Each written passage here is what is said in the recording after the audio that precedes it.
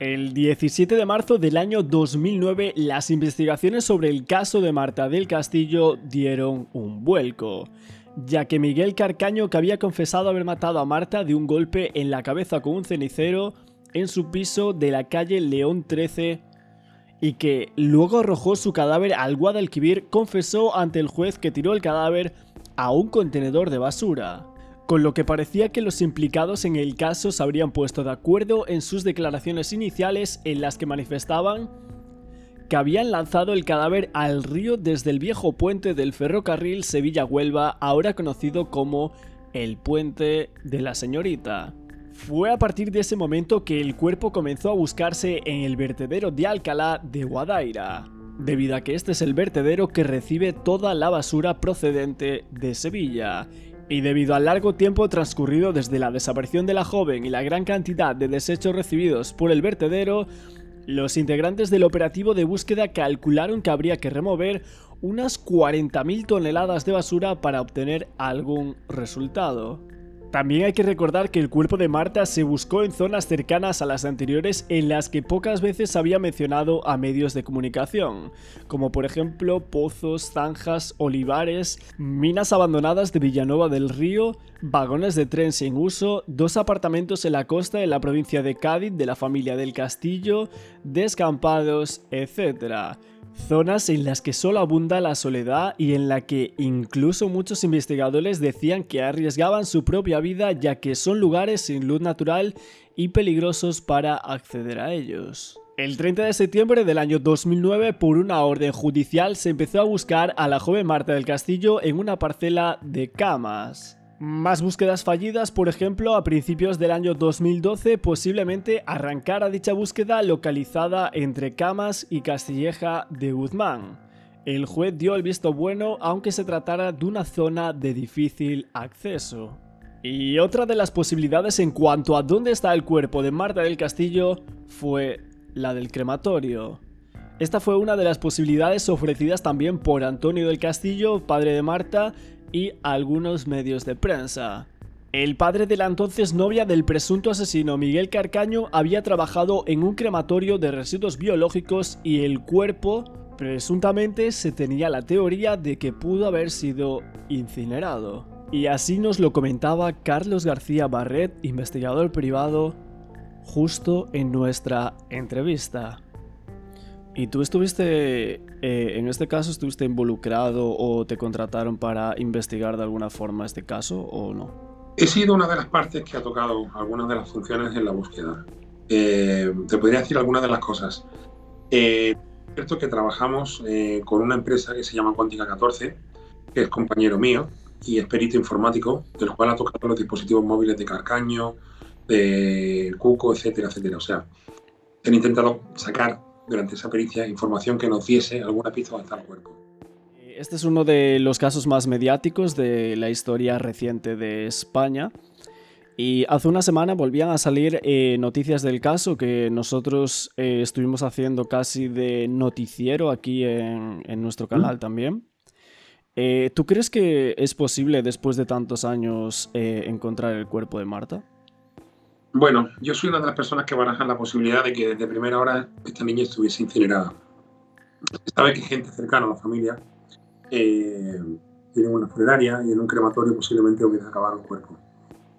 Desde primera hora no se ha encontrado el cuerpo, se han dado varias versiones, como tú bien sabes, y nunca ha habido ningún indicio, nada, excepto la versión que dieron ellos, y luego han ido cambiando poco a poco. Pero esa versión simplemente se estuvo contradiciendo desde primera hora y al final lo que se tradujo aquí es que simplemente ellos reconocieron los hechos, pero realmente nunca se iba a encontrar el cuerpo porque desde primera hora se sabía que siempre iban a mentir para no tener más condena. No entiendo el por qué, si ya están cumpliendo esa condena, no dejan descansar a la familia.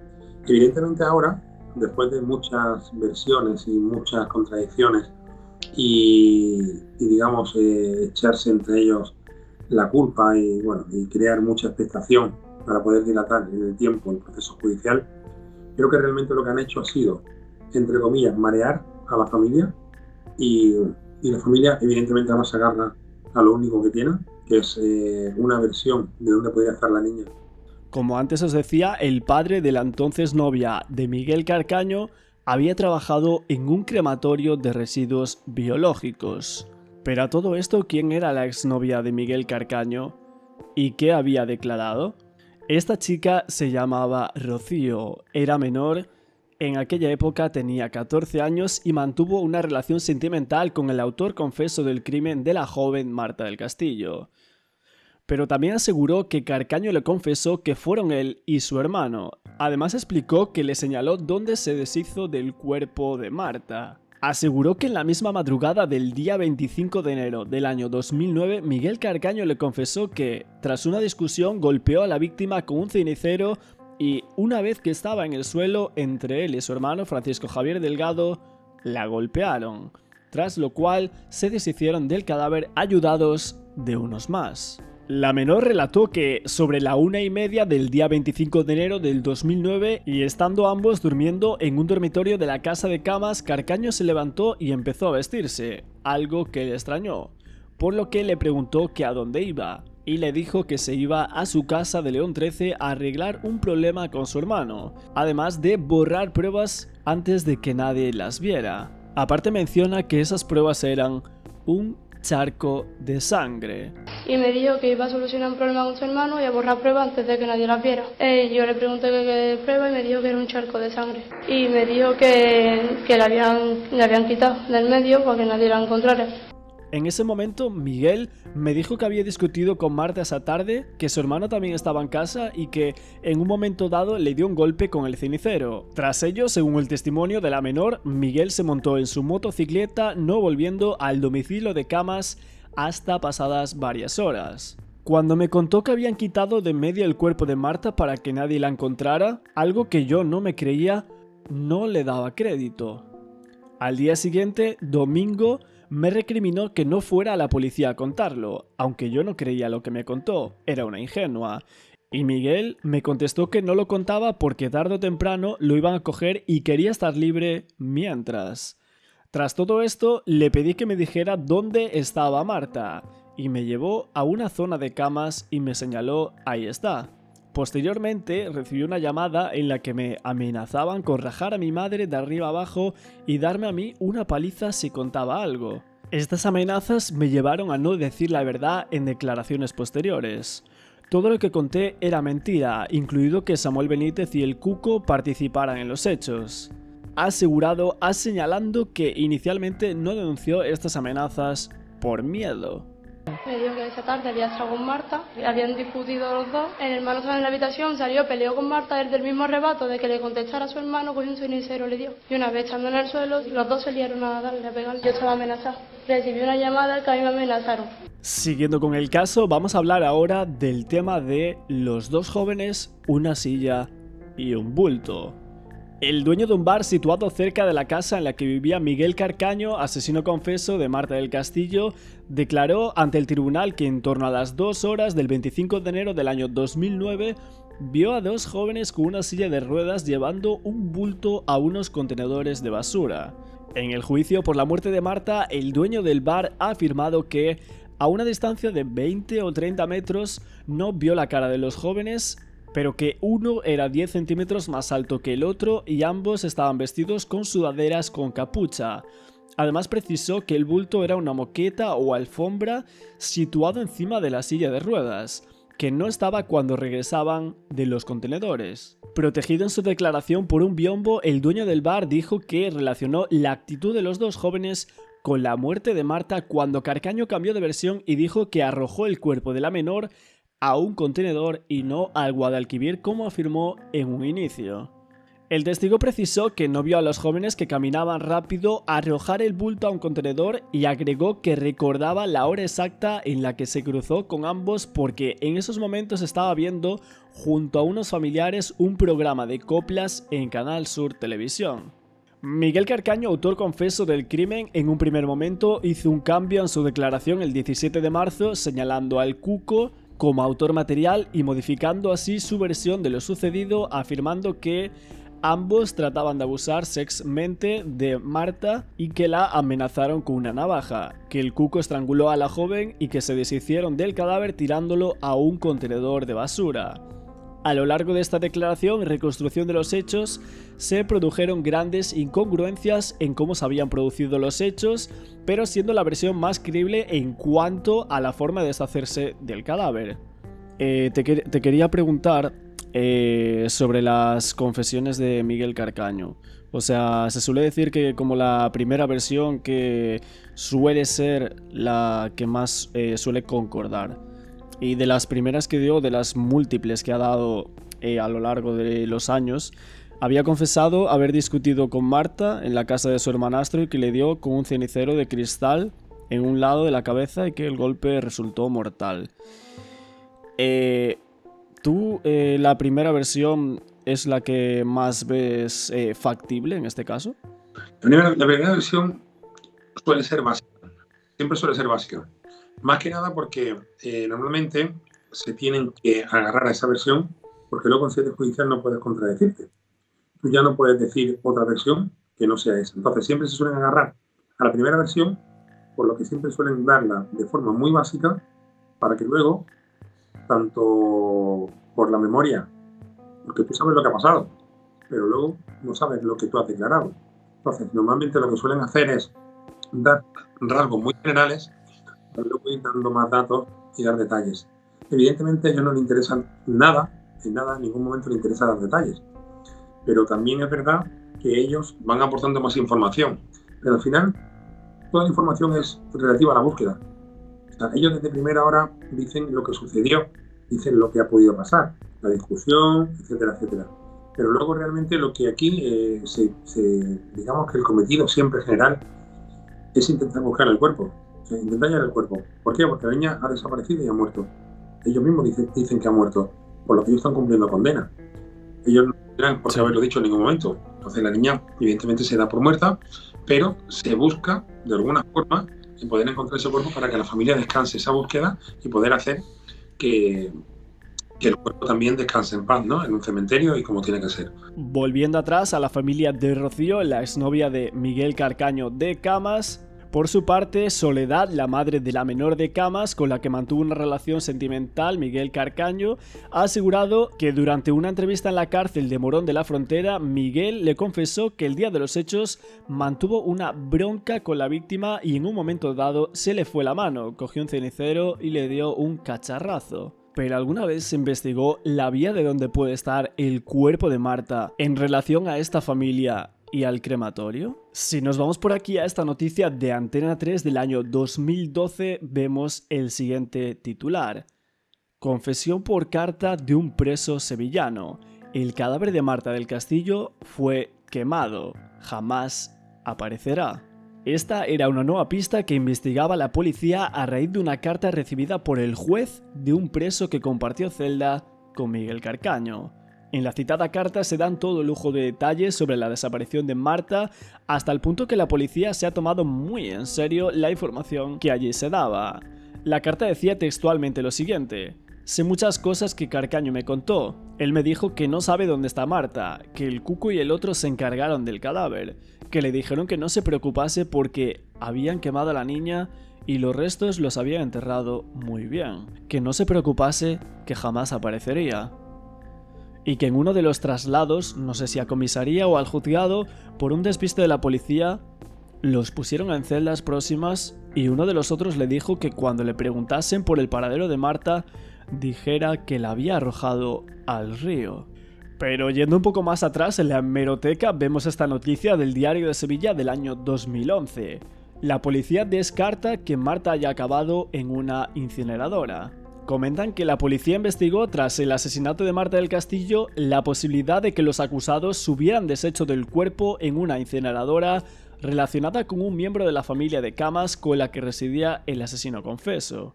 Pero dicen que esta línea de investigación fue descartada por completo, al igual que la posible implicación de esta familia en la desaparición de la adolescente. El jefe del grupo de homicidios en enero del año 2009, cuando se produjo el crimen, declaró como testigo y aseguró que la hipótesis de la incineradora y de la implicación de la familia de Camas fue investigada y descartada, agotándose todas las investigaciones sin que se encontrara ninguna implicación de la familia de Rocío.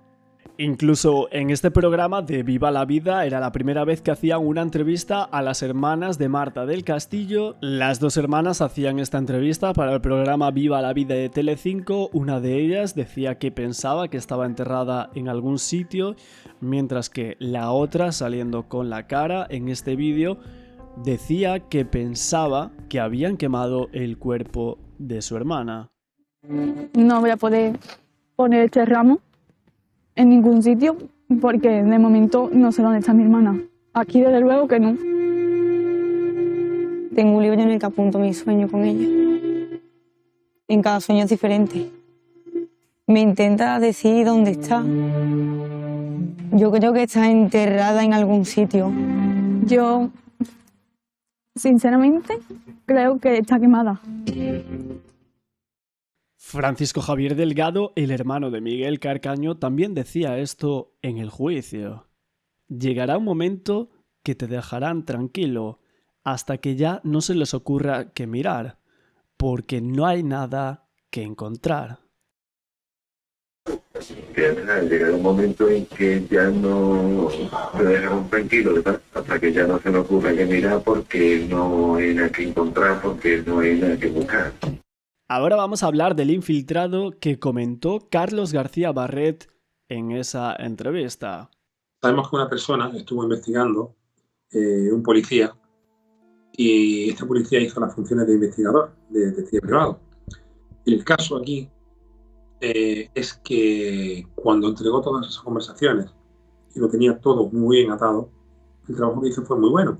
Pero al no ser detective privado y no estar habilitado para poder investigar, lo que sucedió fue que no admitieron a trámite y le impugnaron esas pruebas, por lo que el padre desesperado no pudo tener, digamos, un enjuiciamiento de cara a cumplimentar, digamos, toda esa instrucción policial que al final no ha podido ser la que se esperaba.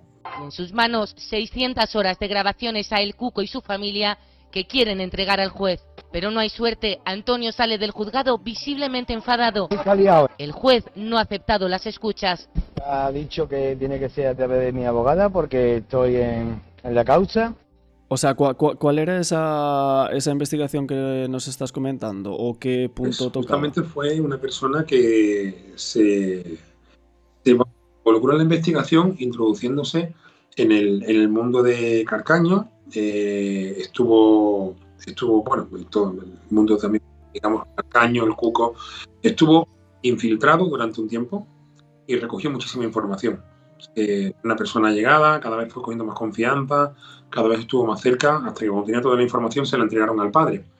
Y eso podrás verlo perfectamente, podrás buscar información sobre ello. Esas pruebas no se admitieron al trámite, puesto que esta persona no estaba habilitada para poder investigar. O sea, aquí en este caso estamos hablando de la función del detective privado y esta persona no estaba habilitada para investigar. Los detectives privados tenemos un número de licencia, el cual nos suministra el Ministerio del Interior. Ellos son los que nos dan el número de licencia, los que nos dan una tarjeta de identificación profesional, una TIP. En este caso era un policía nacional, quiero recordar, y esta persona pues no estaba habilitada, no podía ejercer las funciones de detective, por lo que no admitieron a trámite esas pruebas. Y el padre, con la desesperación, pues vio truncada la investigación de tanto tiempo y tanta información que había recabado este señor. A Cuco y a su madre Rosalía se les juzgó por falso testimonio, concretamente por mentir en el juicio en el que se condenó a Miguel Carcaño. Vamos a presentar ahora y a hablar de otro protagonista, al que se bautizó como el infiltrado. Este era un hombre vinculado al ámbito policial que en 2009, tras la desaparición de la joven sevillana, decide por su cuenta y riesgo hacerse amigo de la madre del Cuco y de Ángel, el marido de ella. Los tres se conocían de vista de un bar que frecuentaban y él fue estrechando la confianza hasta el punto de, según cuenta este infiltrado, mantener una relación con ella más íntima. Eso sí, siempre con una grabadora oculta encendida que registrase todas las conversaciones. Yo quisiera que ya firmemente se me considere la figura de un ciudadano que ocasionalmente, y dada la ocasión, es confidente, por supuesto, porque traslado con confidencia, información, le tomo el pulso a la situación que hay dentro de lo que es el ámbito de la familia del Cuco y así la voy trasladando automáticamente y en su debido modo y formas. En una de estas charlas registra algo importante que él mismo relata así. En esta grabación que mantengo con Rosalía, ella en actitud jocosa se ríe de las labores de búsqueda que se están emprendiendo para buscar a Marta. Entonces ella me insiste en que el cuerpo no va a aparecer. Me hace esa afirmación. Y yo digo, bueno, tú puedes tener esa idea después de que hayan estado buscando en un sitio, en otro sitio y el cuerpo no haya aparecido. Pero claro, en algún momento aparecerá. Y ella me contesta lo siguiente. No, el cuerpo no va a aparecer.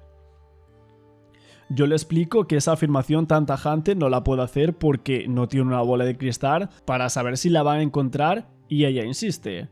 Vamos a ver, cuando te digo que no va a aparecer, es que no va a aparecer. Y no es que yo sea bruja, es que no va a aparecer nada. Yo le contesto diciéndole que solo una persona que tenga pleno conocimiento de lo que pasó puede hacer semejante afirmación. Y ella contesta lo siguiente. Pues entonces, ¿qué te estoy diciendo? Poco tiempo. Hubo una frase de Rosalía que fue la que alertó de que ella podía tener un conocimiento diferente al que ella estaba manifestando ante la policía y el juzgado. Cuando ella me dice que el cuerpo de Marta no iba a aparecer. Me aseguraba, y no porque fuese ella divina ni fuese bruja, sino que me podía asegurar que ni Marta ni nada de Marta iba a aparecer, cosa que 10 años después se está cumpliendo, ¿no? ¿Y cómo fue esa conversación? ¿Cómo surgió esa frase? Bueno, esa fue al hilo de exprimir yo y de empatizar con ella y darle confianza como para que se fuese abriendo conmigo, ¿no? Esto fue en persona, ¿no? Sí, personalmente. ¿Hablando del caso de Marta o...? Sí, por supuesto. Ahí el tema se limaba todos los días y valorábamos todos los días lo que se iba haciendo público, y en base a ello pues yo le rebatía las incongruencias que yo tenía respecto a lo que yo observaba de ellos y ensayaba a ella cómo testimoniar en el caso de que se le pudiese a ella complicar la situación. Ante la gravedad de lo grabado, el infiltrado traslada la grabación según relata él. A su vez, el audio llega al grupo de menores de la Policía Nacional con los que el infiltrado cuenta que se reúne. A partir de entonces les va informando de todo lo que se relata en la familia del Cuco. Y lo más importante, queda todo registrado. Hablamos de más de 600 horas de grabaciones. Hay conversaciones que demuestran que el Cuco y su madre mintieron en la vista oral en la que se juzgó a Miguel Carcaño, a su hermano Francisco Javier Delgado, a la novia de este y a Samuel Benítez. En el juicio de mayores, el Cuco afirmó que jamás estuvo en la casa de León 13 el 24 de enero del año 2009. Pero también aseguró que a la 1:30 de la madrugada estaba en casa durmiendo. Su madre corroboró la coartada.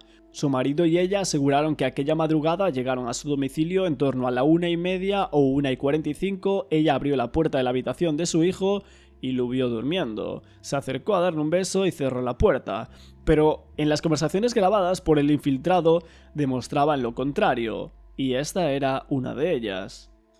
Rosalía, la madre del Cuco, decía esto.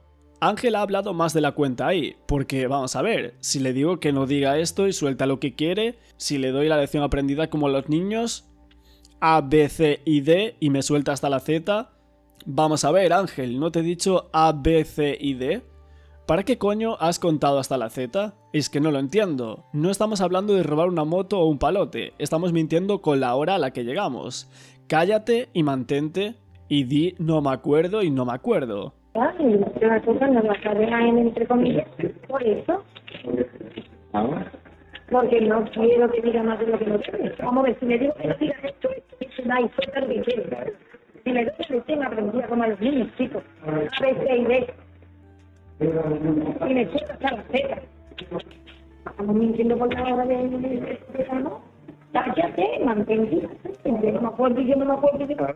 En otra conversación, además, Ángel, el padrastro del Cuco, ya fallecido, afirma esto. Esa noche llegamos a las 4 y pico y la verdad es que el niño no estaba en casa. No había duda de que tanto el Cuco como su madre Rosalía y la pareja de esta mintieron en el juicio de los mayores por el asesinato de Marta del Castillo. El infiltrado autor de las grabaciones insistió en un reportaje realizado por equipo de investigación a La Sexta que la madre del Cuco podría haber acudido a la casa de Miguel Carcaño tras recibir una llamada de auxilio de su hijo. Él decía que había pruebas suficientes de que su madre Rosalía García colaboró en la desaparición del cadáver. Sí, bueno, presuntamente hace la afirmación, claro, hay que por supuesto que mantener la presunción de inocencia y yo no soy más que objetivo, yo aporto aquí este dato.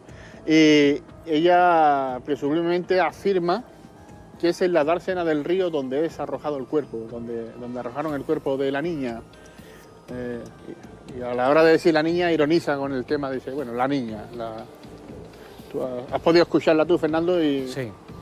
No hay más valoración que la que pueda tener uno a la hora de escucharla. ¿Ella muestra algún tipo de empatía hacia Marta y hacia lo ocurrido?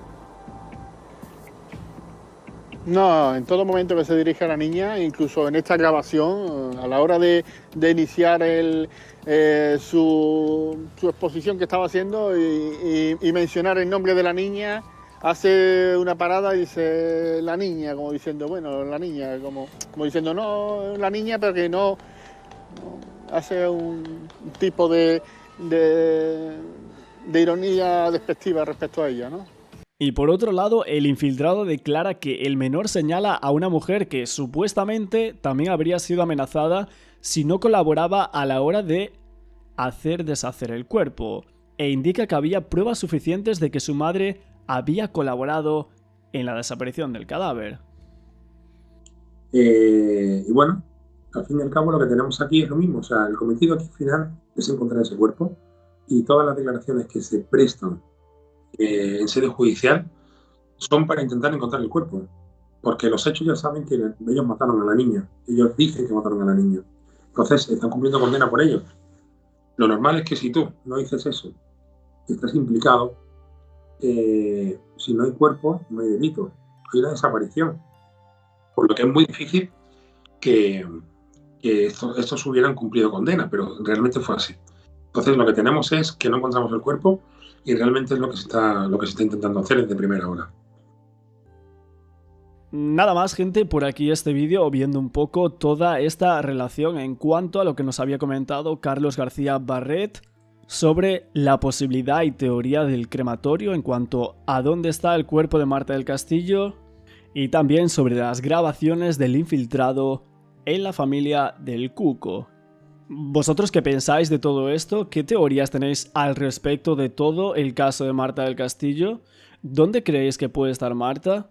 ¿Creéis que no se investigó lo suficiente la idea y teoría del crematorio? ¿Por qué afirman tajantemente algunos de los implicados que el cuerpo de Marta nunca va a aparecer?